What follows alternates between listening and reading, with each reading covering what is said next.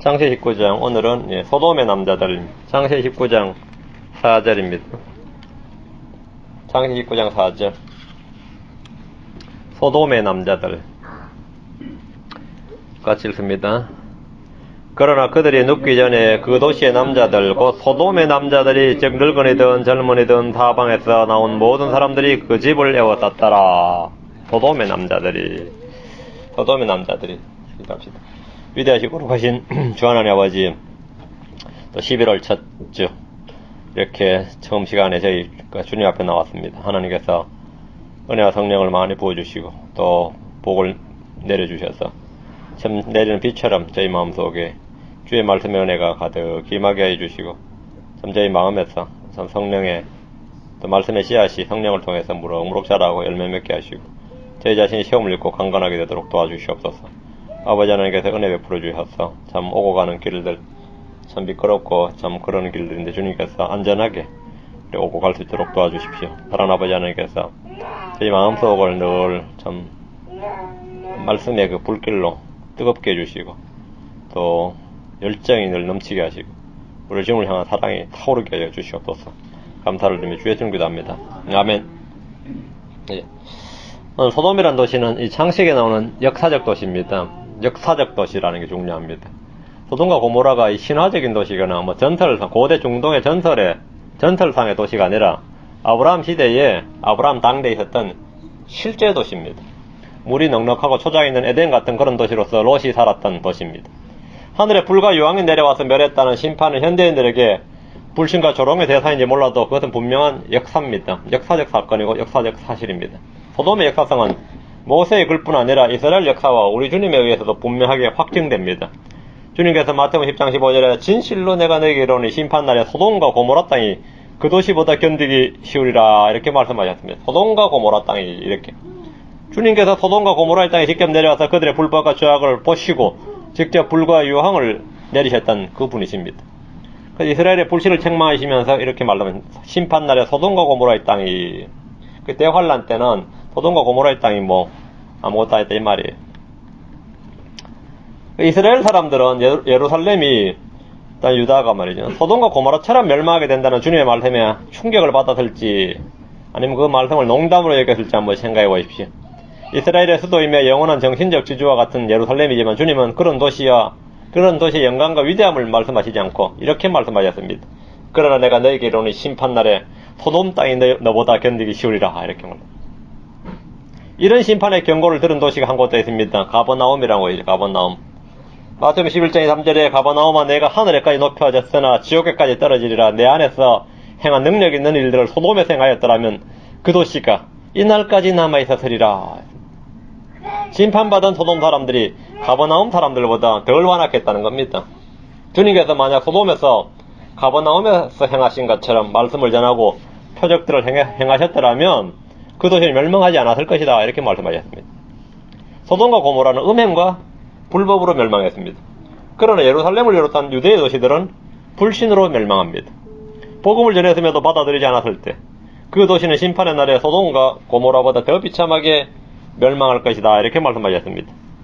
마가복음 6장 11절에 누구든지 너희를 받아들이지 아니하고 너희 말을 듣지 아니하거든 너희가 거기서 떠날 때 너희 발밑에 먼지를 떨어버려 그들을 대적할 증거로 삼아라. 진실로 내가 너희에게 이르노니 심판날에 소돔과 고모라가 그 도시보다 견디기 쉬우리라 하시며 사도들이 꼭 도시마다 전도여행을 갔는데 받아들이지 않으면 말이죠. 먼지를 떨어버리라 그랬어요. 심판날에 소돔과 고모라가 그 도시보다 견디기 더 쉬우리라. 복을 받아들이지 않는 것이 더 큰 죄다. 그리고 더 큰 심판을 받는다는 거지. 주 예수를 믿지 않는 불신은 음행이나 동성애나 불법보다 더 견디기 힘든 심판을 초래합니다. 하나님께서 왜 소돔을 멸망시키셨습니까? 소돔은 하나님의 심판과 멸망의 모델이고 본보기이고 기준으로 후대의 사람들에게 경고탑으로 시행하신 겁니다. 베드로서 2장 6절입니다. 소돔을 왜 심판하셨느냐.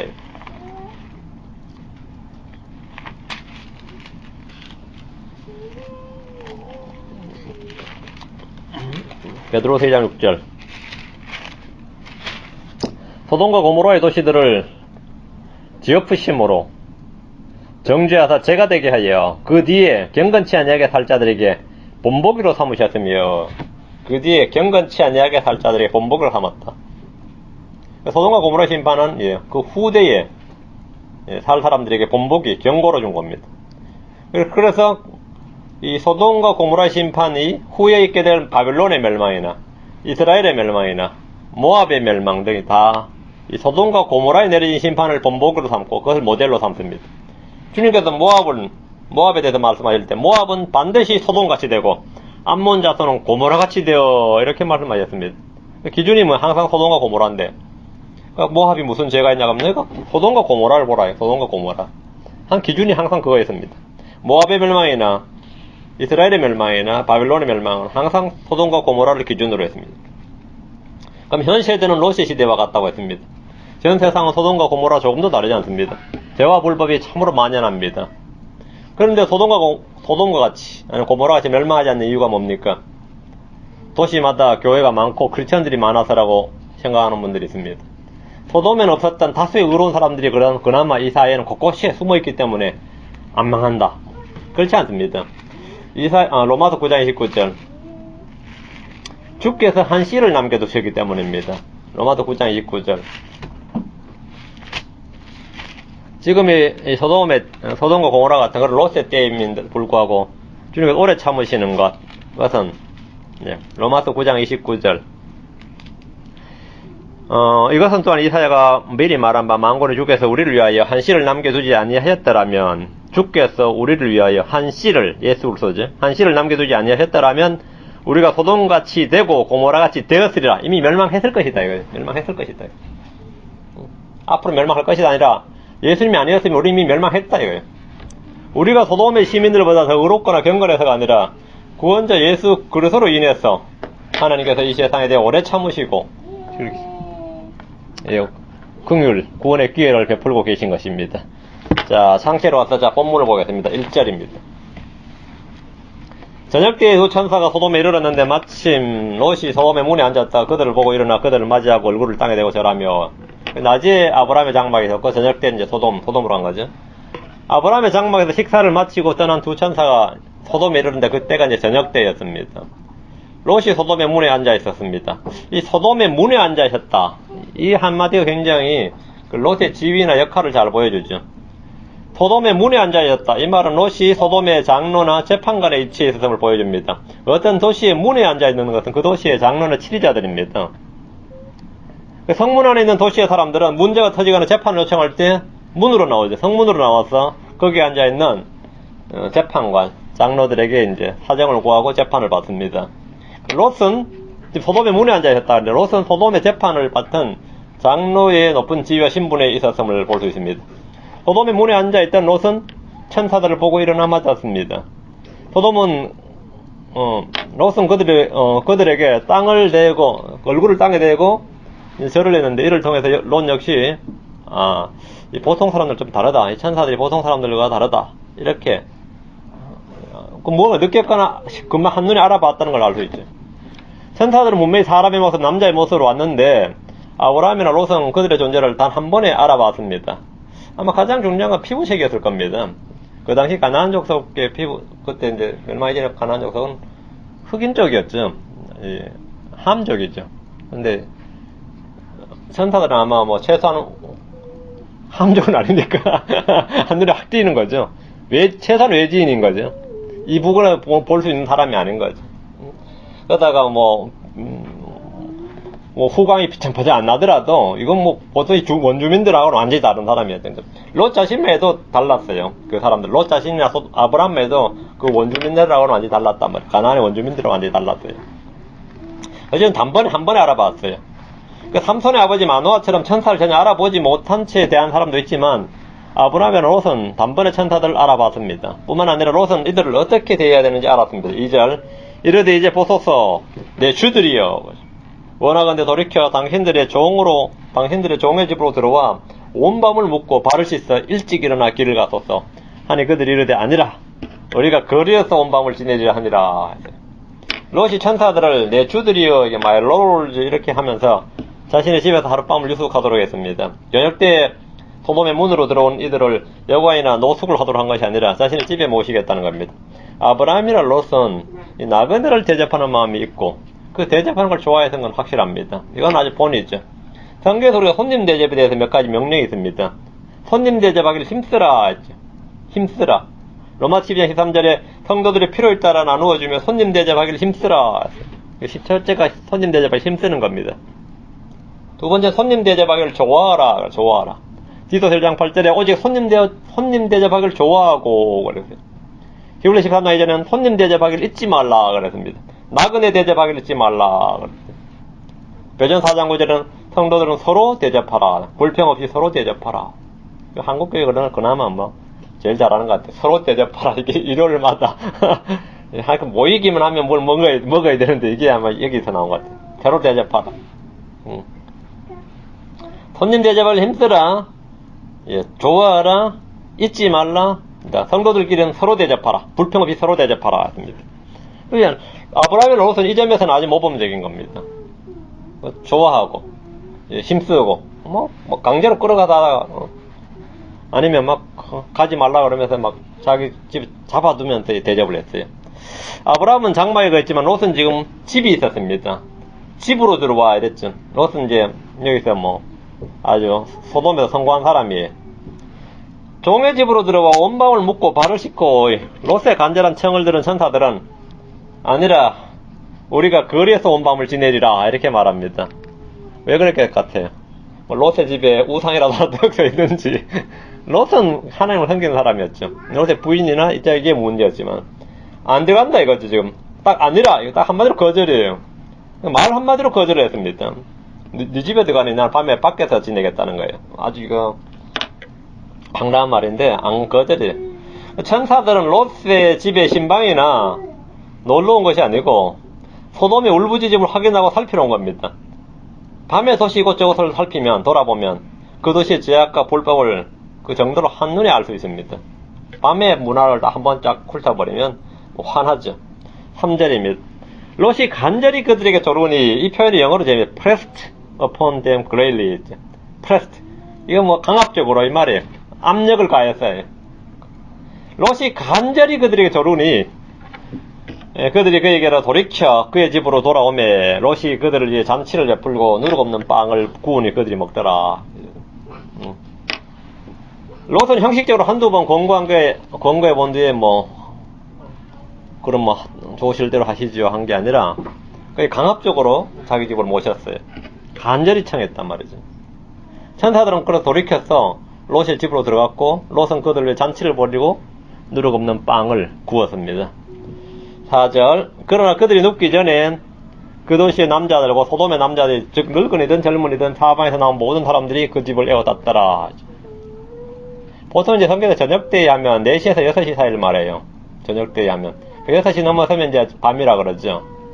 그래서 롯의 집에 이제 천사들이 한 5시에서 6시 사이 정도에 왔다 치면, 예를 들어서, 이제 먹고 하면 이제 7시나 8시 됐겠죠? 아니면 9시쯤 돼서 잠잘 시간이 약간 이른 시간입니다.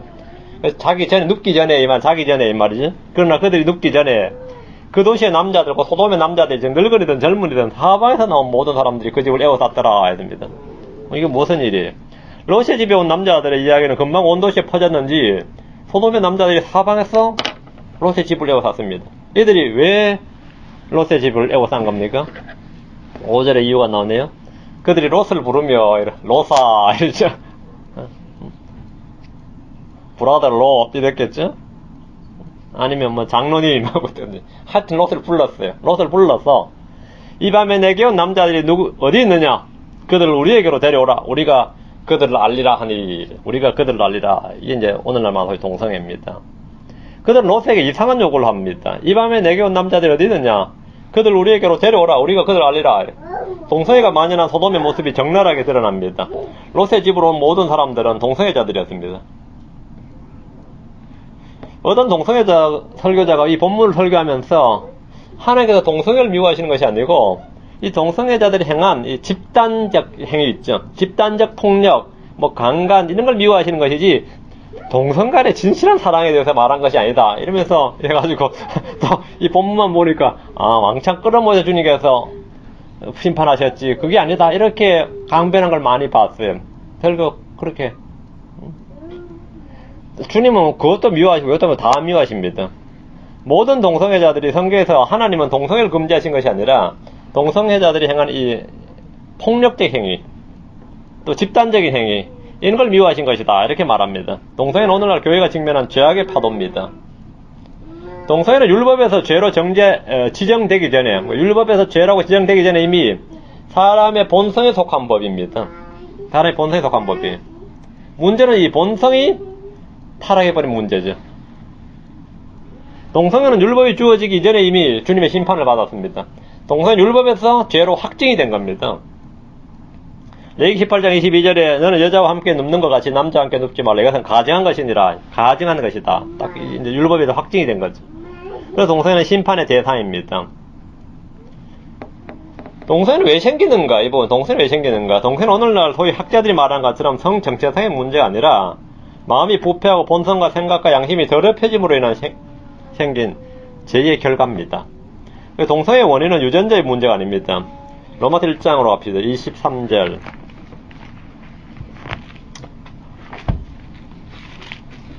로마서 1장으로 하면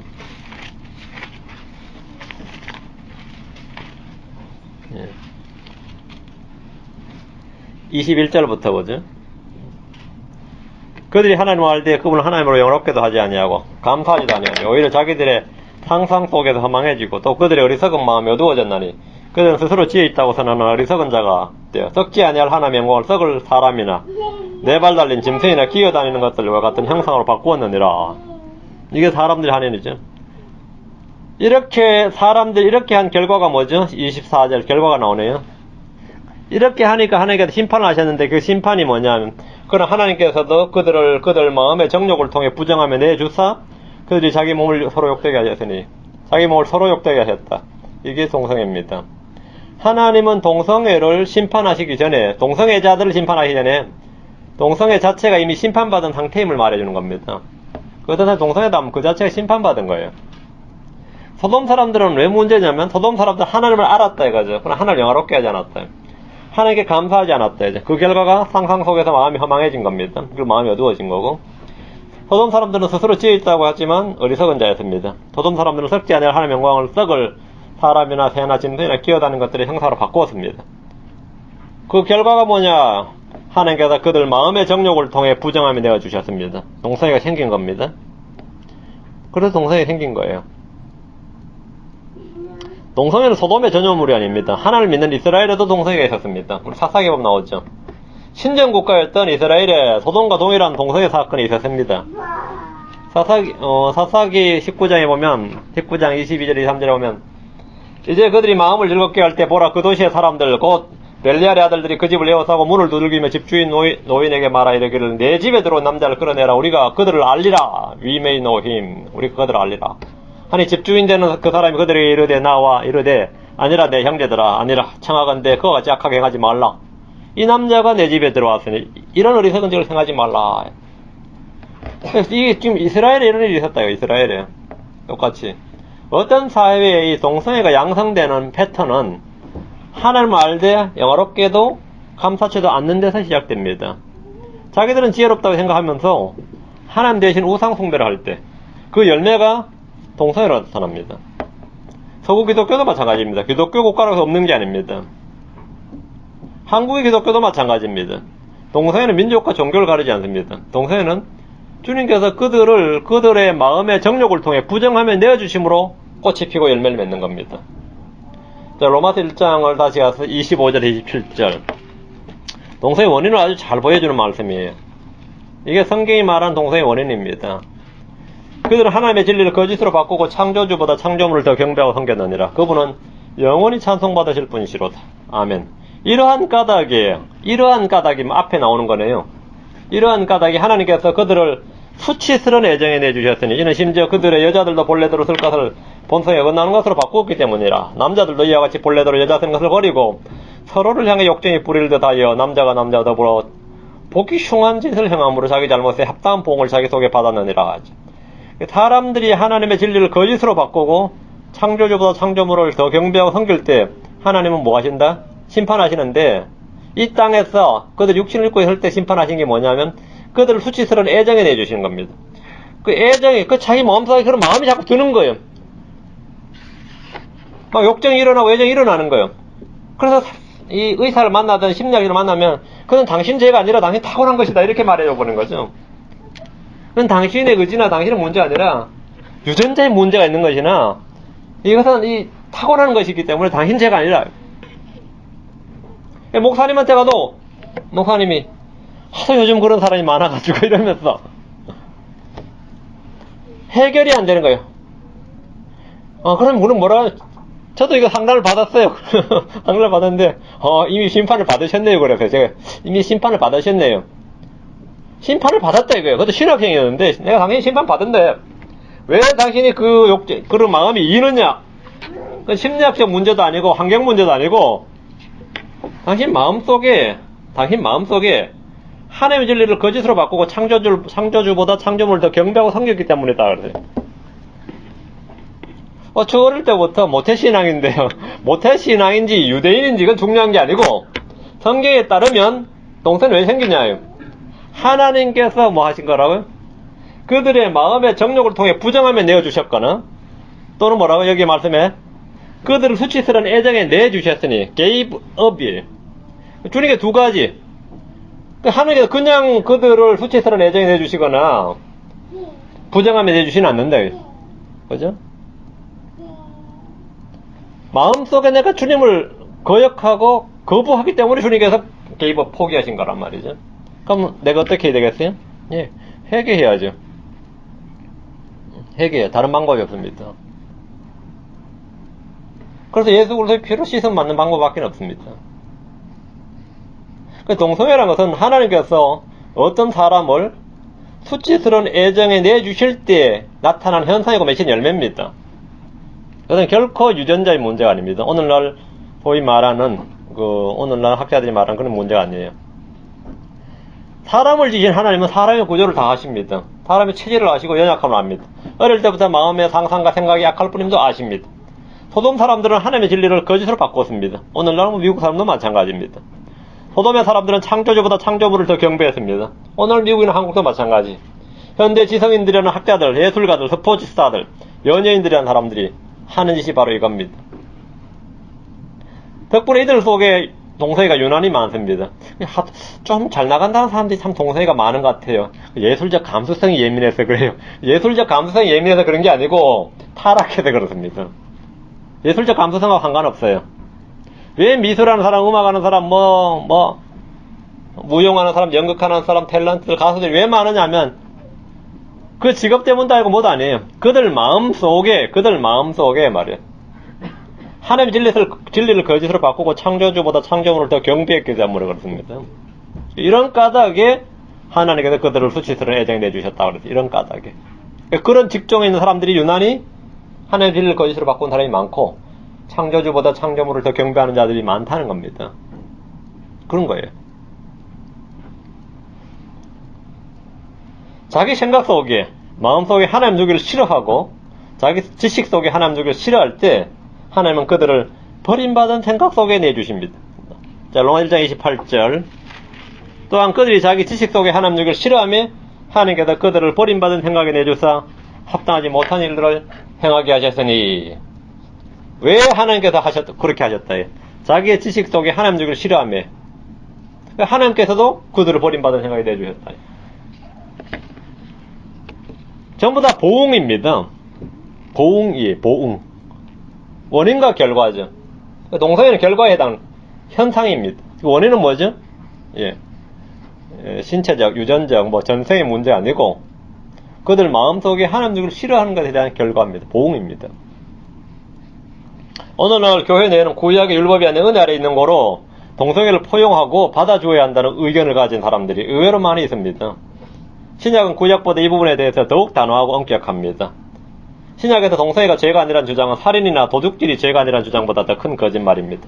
고린도전서 6장 9절 17절.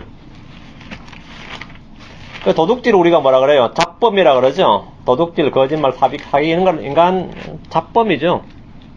살인 이런 건 중범이라 그러고. 근데 동성애도 그런 잡범, 중범 속에 하나에 불과하다는 거예요. 예외가 아닌 거예요. 고린도서 6장 9절 11절에 보면 동성애가 어디 속에 그 제목이 어디 포함되어 있나 보세요.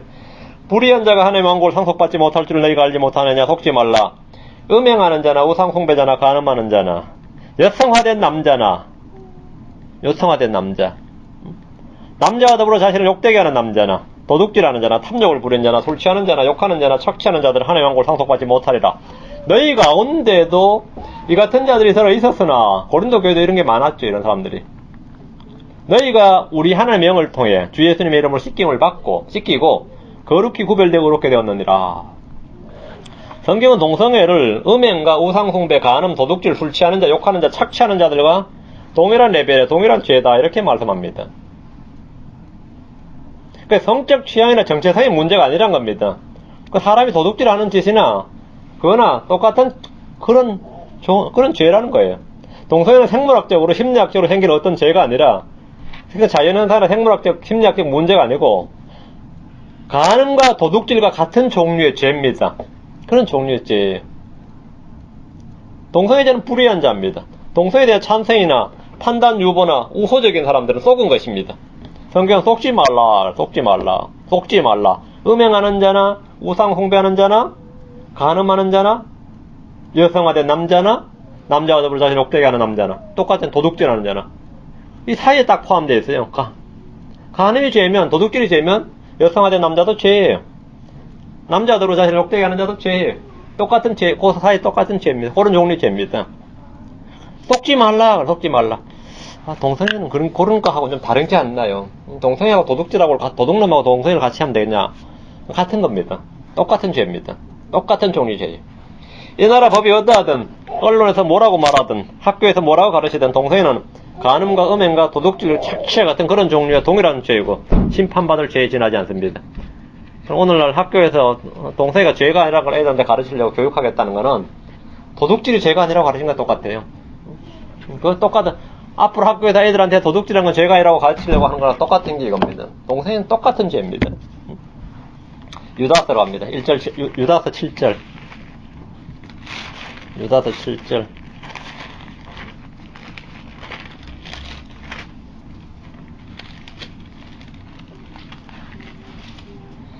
이것은 소돔과 고모라와 그것들의 주변 도시들이 같은 방식으로 자기를 음행해내주고 낯선 육체를 따라가다가 영원한 불로 보복을 당하여 본보기가 된 것과 같으니라. 예. 자기를 음행해내주고, 그렇죠? 소돔과 고모라의 사람들이 어떻게 했다는 거예요? 자기를 음행해내줬다. 자기를 음행해내줬다. 자기를 지킨 게 아니라 그 낯선 육체를 따라가다가 영원한 불로 보복을 당하여 본보기가 되었다. 본보기가 되었다. 다시 갑니다. 6절 7절입니다.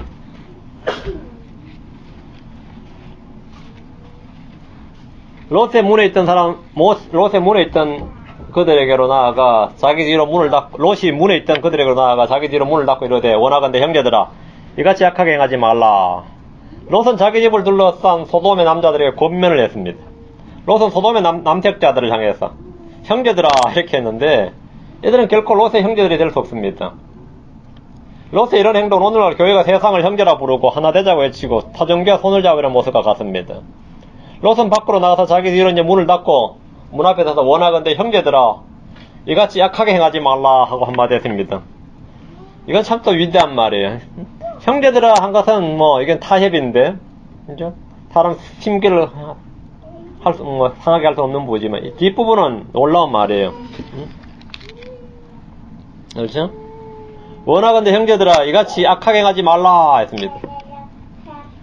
동성애자들을 앞에 두고 동성애를 악이라고 말하는 롯이야말로 정말 이 시대의 어떤 학자들보다 더 담대하고 위대한 소신과 용기를 가진 사람입니다. 이 순간에 이 부분에서는 소돔의 남자들이 동성 간의 진실한 사랑, 성적 취향, 성적 소수자의 권리라고 말하는 것을 롯은 악한 행위라고 말했습니다. 악하게 행하지 말라 그랬어요. 그들은 악하게 행하려고 온 게 아니에요. 저희들은 평소대로 롯은 그걸 악이라고 그랬어요. 그것도 그들이 면전했단 말이에요. 자기는 혼자 그들은 다 쓰는데 상당한 거죠. 오늘날 정치인들이 유권자들 앞에서 이런 말 했다 그러면 테러를 당할 겁니다. 어떤 대학교에서 교수 학생들 앞에서 이런 말 했다가 그날 그 자리에서 해고됐습니다. 동성애는 죄다. 방송국에서 이런 앵커가 이런 말을 하면 어떤 앵커가 이런 말을 하면 쫓겨납니다. 롯은 형제들아 이같이 악하게 행하지 말라 이렇게 합니다. 롯이 평생의 죄인들 앞에서 한 가장 위대한 설교고 충고고 권면을 할 수 있습니다. 죄인들에게 죄를 짓지 말라고 말하고 악인들에게 악하게 행하지 말라는 것은 당연한 말이지만 큰 용기와 위험이 따릅니다. 롯은 비록 회심자를 얻지 못했지만 의로운 사람이었습니다. 8절 이제 보라 내게 남자를 알지 못하는 알지 않는 두 딸이 있노라. 원하건대 내가 그들을 너희에게로 데리고 나가리니 너희는 너희 눈에 좋은 대로 그들에게 행하고 이 남자는 내 지붕 그늘 아래로 들어와선즉 그런 까닭에 그들에게 아무 일도 하지 말라. 롯의 타협책입니다. 롯은 소돔의 남자들에게 천사들을 내주는 대신에 자기의 처녀딸 둘을 내어주겠다고 제안했습니다. 롯은 자기 집에 온 천사들을 보호하기 위해서 희생을 한 겁니다. 하지만 죄는 타협의 대상이 아닙니다. 롯은 죄를 막을 힘도 없고 이길 힘도 없었습니다. 롯은 죄가 무엇인지 알고 있었고요. 죄를 짓지 말아야 한다는 것도 알고 있었습니다. 그러나 죄를 이기는 방법은 알지 못했습니다. 이게 세상 속에 살면서 괴로워하는 크리스천의 모습입니다. 죄가 뭔지를 알긴 합니다. 하지 말아야 되는 것도 아는데 문제는 그 도시에 살다 보니까 이길 수가 없는 거죠. 악을 행하지 말자, 악을 행하지 말라 이렇게는 말했지만 그들의 상한 마음을 다른 방법으로 보상해 주려고 했습니다. 의와 절제와 심판을 선포할 때 담대함과 능력이 없었던 겁니다. 이것이 바로 육신적인 그리스도인들의 한계입니다. 9절 그들이 이르되 물러나라 하고 또 이르되 이놈이 들어와 머물면서 우리의 재판관이 되려 하는도다. 이제 우리가 그들보다 너를 더 악하게 다루려 하며 그 사람과 롯을 강하게 밀치고 가까이 나와 문을 부수려 하더라 했습니다. 소돔의 남자들이 롯의 말에 어떤 반응을 보인 겁니까? 물러나라 이놈아. 이놈이 들어와 머물면서 우리의 재판관이 되려 하는도다. 롯은 지금까지 항상 타협을 제1원칙으로 서로에게 이익이 되는 판결로 소돔에서 자신의 입지를 굳혔는지 모릅니다. 중재와 타협은 정치의 기술입니다. 진리는 타협이 아닙니다. 죄는 타협의 산물이 아닙니다. 소돔의 남자들은 판결문을 읽어주고 그대로 하라는 재판관처럼 구는 롯을 향해 분노를 했습니다. 이제 우리가 그들보다 너를 더 악하게 다루리라. 롯은 졸제 소돔의 남자들의 분노의 표적이 됐습니다. 소돔의 남자들은 롯을 강하게 밀치고 문을 부수려 했습니다. 우리는 여기서 소돔의 남자들의 폭력성을 봅니다. 오늘날 동성애자들은 소수이기 때문에 자신들이 피해받는 자고 억압받는 자고 희생자고 보호받아야 할 인권을 가진 사람들처럼 행하지만 소돔에서는 정상 이성애자가 성적 소수자예요. 동성애자가 성적 다수자예요. 그래서 이들이 소수가 아니라 다수가 됐을 때 지금보다 조금만 수가 늘어나도 그들이 보여줄 폭력과 강탈이 바로 이런 모습입니다. 죄는 계속 확대되니까요. 10절 11절입니다. 그러나 그 남자들이 자기들의 손을 내밀어 롯을 집으로 자기들에게 끌어들인 뒤에 문을 닫고 큰 자든 작은 자든 집 문에 있던 남자들을 낮춰서 눈을 멀게 하니 이에 그들이 문을 찾느라 힘들어하더라. 밖에서 롯과 소돔의 남자들 사이에 조성된 위기 상황에 천사들이 직접 나섰습니다. 문을 열어 자기들의 손을 내밀어 롯을 안으로 들이고 문을 닫았는데 문을 부수려던 사람들이 한 명도 안으로 들어가지 못했습니다. 순식간에 일어난 일이 문이 열렸다가 롯이 착각하고 닫혀버린 거예요. 막 문을 부수려던 사람들이 있었는데 이게 뭐 갑자기 일어난 일이죠. 한 명도 못 들어갔습니다. 천사들은 밖에 몰려왔던 사람들을 다 쳐서 눈을 멀게 했습니다. 밤인데다 눈마저 멀게 되자 이들은 문을 찾는데 어려웠어요. 눈이 멀었으면 막 난리 났다고 때려대는데 그 눈 먼 상태에서도 난 문을 찾고야 말겠다고 하는 모습을 한번 상상을 해봐요. 이야 이거 완전히 상상인가요? 눈이 멀었는데도 막 지금 문 어딨어 이런다면 문 잡겠다 이거 문 잡겠다 문을 열어 먼저 들어가겠다는 거예요. 참 대단하죠. 이로써 롯의 집으로 몰려왔던 사람들은 눈이 먼 상태로 다가올 심판을 맞게 되었습니다. 사람의 죄들이 사람이 판단하지 않고 심판하지 않으면 하나님께서 직접 심판하십니다. 성경에는 천사들이 이 땅에서 사람들이 이런저런 심판을 한 일이 여러 차례 나옵니다. 국가 간의 전쟁에 참여한 적도 있고 한 도시를 멸한 적도 있고 또 한 개인에게 나타나 심판하신 적도 있습니다. 예를 들어 헤롯 같은 경우 천사가 와서 직접 쳤죠. 지금 천사들은 구원의 상속자들을 섬기기 위해 보냄을 받았습니다. 롯이 천사들을 대접한 것 같았지만 결국 롯이 구출을 받고 롯을 섬긴 것은 천사들이었습니다. 롯을 구원하고 롯을 섬겼다요. 천사들이 롯을 섬기고 롯을 구원하고 롯을 섬겼습니다. 이 시대에 크리스천들에게 똑같습니다. 모든 천사들은 구원의 상속자가 될 자들을 위해 섬기라고 보내진 섬기는 영들이 아니냐 했습니다. 우리가 바로 이런 이 시대 이 땅에 살면서 우리가 보이지 않지만 많은 경우에 구원을 받고 섬김을 받습니다. 기도합시다. 위대하시고 거룩하신 주 하나님 아버지 감사합니다. 주께서 은혜와 복을 주셨어. 이 시간 하나님의 말씀이 넘치도록 저희 마음속에 차고 넘치도록 부음받게 하시고 또 오늘 선포된 말씀대로 이 악하고 현 세상, 악한 이 세상, 이 음란하고 악한 세대에서 롯과 같이 악이 뭔지도 알고 죄가 뭔지도 알고 그것을 지어서는 안 된다는 것도 알면서 이 세상의 조류와 물결에 휩쓸리거나 또 세상을 거스를 힘이 없어서 참 혼이 고난받을 때가 많이 있습니다. 하나님께서 저에게 경건의 힘을 주시옵소서. 성령의 권능을 주시고 말씀의 힘을 부어주셔서 제가 세상을 거슬러 살아갈 수 있도록 해주시고 선한 증거를 받게 해주시길 원합니다. 아버지 하나님께서 이 세상과 타협하는 것이 아니라 아버지 세상을 대적하고 승리하는 자들 되도록 도와주십시오. 감사를 드리며 주의 이름 기도합니다. 아멘.